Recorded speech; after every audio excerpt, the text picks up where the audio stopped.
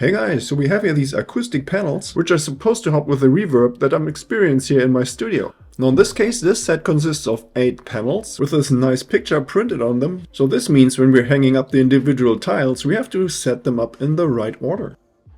Now in order to attach these tiles to the wall, this set comes with a lot of adhesive strips. So actually there's 5 of these for every tile. And they're kind of like command strips, and for me this is a little bit much, so I decided to take one of these strips, cut it in half, and then use 2 of these pieces for each tile.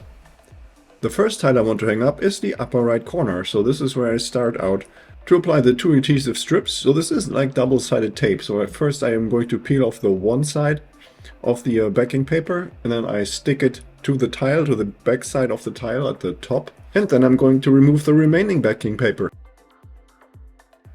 In order to ensure that we hang the tiles in a straight line, we decided to use a laser level. These devices are really affordable by now, and we don't have to use a regular level or leave pencil markings on the wall. And now to install the first tile, all we have to do is line up the edges of the tile with the projected lines on the wall. And once we're certain that everything is aligned correctly, then we can firmly press against the areas where we have applied the adhesive strips.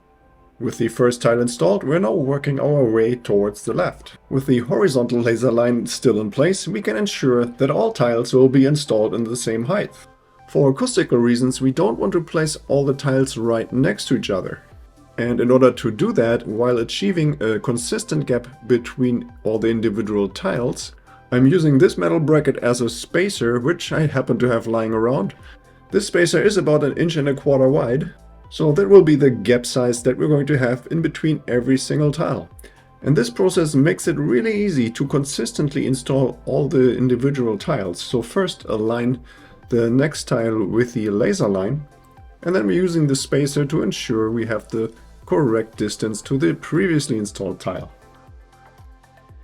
In order to streamline the rest of the project a little bit, I'm going to prepare all the adhesive strips and apply them to the backside of all the remaining tiles. This will help us to reduce the number of contact switches, which in turn can help us to avoid making mistakes, and then end up with a better looking result. So now let's continue installing the remaining tiles of the top row. So of course we're going to use the same process as that we did with the second tile as well. So always use the laser line and the spacer that we have. And then next it's time to adjust the laser line to be used for the bottom row. So we're dropping the laser level, which is installed on a tripod, by the exact width of our spacer. So this makes it really easy to get the correct height of our laser line. Installing the first tile of the bottom row is crucial to get done correctly. Of course, we're using the laser line to get the right height.